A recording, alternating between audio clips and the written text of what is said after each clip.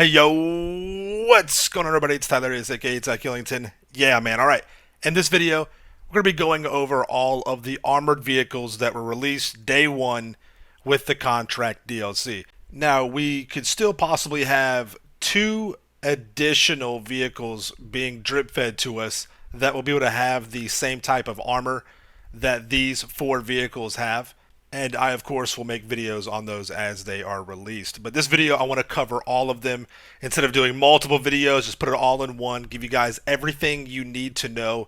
And I'm going to cover everything from the defensive capabilities, the offensive capabilities, and which one I think you should buy overall. The Bravado Buffalo STX will cost you $1,612,000 and some change. The Deity will run 1.8 million with the buy it now price. The Champion will cost you a whopping 2,995,000, and then the Jubilee will run 1,650,000 with the buy it now.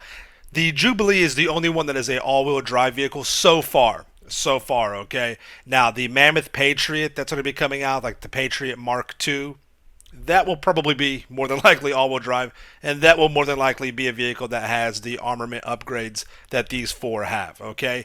But talking about its defensive capabilities and the actual armor on these vehicles, they're all going to be the same. Okay, so they will all absorb and take 12 Mark II rockets before they are destroyed, 4 RPG rockets or 4 sticky bombs before the vehicle is destroyed, 10 explosive rounds from like a Mark II pump shotgun before the vehicle is destroyed, 10 to 12 homing rockets. Now, there's a variation on this because the homing rockets, you have to reload after 10, and technically they will basically be destroyed on the 12th. However, the 10th homing rocket will disable the vehicle. It will set the engine on fire. So in between those is where the vehicle will actually be blown up, all right? 17 regular bullet rounds from an AR or an MG or an SMG. However, it only take one shot to kill you from an FMJ round. And that's the true counter to the armament of these vehicles. Don't worry about blowing them up. All you need to do is take out the driver or take out the occupants, and the FMJ rounds will completely just shred through the bulletproof or the bullet resistant glass on there. And of course, if you are in RC mode, the vehicles will give you full armor stats because we all know if you're not inside the vehicle, the defensive protection from explosive rounds and rockets is cut in half, okay? Now, with this being said, on paper, there's really not anything that will differentiate these four vehicles from their defensive capabilities. However, there is a few things about the actual makeup of the vehicles that will give you a slight edge, and we'll talk about that in just a minute. But as far as just, how much or how many rockets or explosive rounds or the bulletproof resistant glass, really no difference right there. So I'm showing you right here the Full Metal Jacket rounds. Now they do cost different amounts for different weapons, so I would just pick one that's the most affordable. The bullpup rifle is good, and as you see right here, one shot and you can drop the driver. So if you're in an auto lock lobby, if you're just a good shot in a free aim lobby, you're gonna melt these kids no problem. Now again, with regular rounds, just regular ammunition, 17 shots, and then it will, on the 17th shot it will kill you. So it'll break the glass on 16, and then on 17, the bullet will actually find its target. You'll see that right here. So with that being said, I highly recommend you keep a assault rifle with FMJ rounds in your weapon wheel, all right?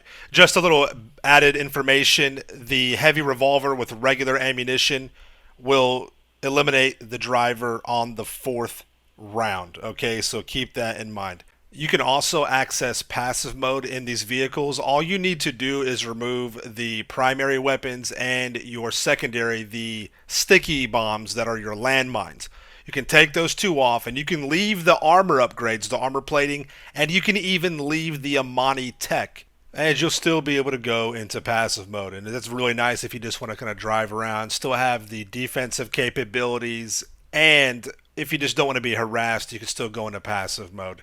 And you don't have to worry about, paying for upgrades and dropping them off and paying for them, just the primary weapons and the landmines. Now, this is what I was talking about earlier. The Champion has something that's unique to it. The vehicle has such a low profile, it's very difficult to free fire and hit the Champion with your Mark II. The other vehicles you can still kind of just free fire if you're chasing them and hit them without locking on. But the Champion is different with that, so keep that in mind. Now let's talk about the offensive capabilities. And the main thing are going to be the machine guns that you can equip to the vehicles. And they're actually pretty good, but they're all unique with the vehicles, okay? And some of the machine guns, like you saw right there with the Deity, are far apart. With the Champion, they're very low on the vehicle, and that makes a big difference. The best vehicle for these add-on primary weapons, the machine guns, is going to be the Jubilee. They're placed close together, so both barrels will find their targets, and because they're placed higher up, you'll be getting more critical shots on the vehicle, and you'll be getting more shots on the actual driver through the windshield. Now, in contrast, let's take the Champion. Because of that low profile and because of the guns being located so low on the vehicle, they're still effective. There's no difference in the power of the machine guns, but they're so low, you're really just popping tires, and it's very difficult to get the more critical shots on the engine and to get the shots on the actual driver like it is with the Jubilee. Now, as you see right here with the Buffalo STX, they're pretty much almost as good as the Jubilees. Decent height, they're close together, so you're able to get your critical hits and even get some eliminations on the driver. Now, the Deity, in contrast, is, again, it's the barrels are so far apart that a lot of times you're just getting one barrel on your targets. The height is okay. You'll still get critical hits, but it kind of does take away a little bit from the effectiveness of those actual guns on the Deity. Now, let's talk about the actual speed and the performance of these vehicles, and that is important, especially if you're using these a lot to money grind with, or to PvP and get away, or just getting from point A to point B. The Buffalo STX is by far going to be the fastest, coming in at 1 minute 16 seconds, 0.912. It's actually going to be the top new muscle car in the game. Now, the Champion is a supercar, but it's not going to be as good of a supercar for races or even the best in this category that we have. Coming in second at 1 minute 17. Still very, very fast though. All right. Now, the Deity is up next, and it's more of your luxury sedan, a four-door, right? Still very competitive and capable in the sedan class. Not the best, and not going to be the best here either at 1 minute 24.984. It's much slower. Now, unfortunately, the Jubilee being a luxury SUV, still going to be quick. Not the slowest car I've tested, but definitely not the fastest. It won't be as good in the SUV class. And in this category, it's not that fast either, coming in at 1 minute 25.200. Now let's talk about and answer the question of which vehicle do I think is the best armored vehicle that was released day one with the contract DLC. Let's start at the bottom, the Deity. It just doesn't do anything that great. Coming in at second and third, honestly, this is very close. It's almost a tie. But third place, I'm going to have to say, is the Jubilee. I love the machine guns on it. They're the best machine guns of the category. But the slowness of the vehicle, because it's an SUV, it's easier to get free fire hits from a Mark II. That makes it somewhat susceptible. Coming in at second place is going to be the Champion. It does have an issue with the machine guns, but you can still get the job done with those. The low profile of the actual car makes it almost impossible to score free firing hits from the Mark II.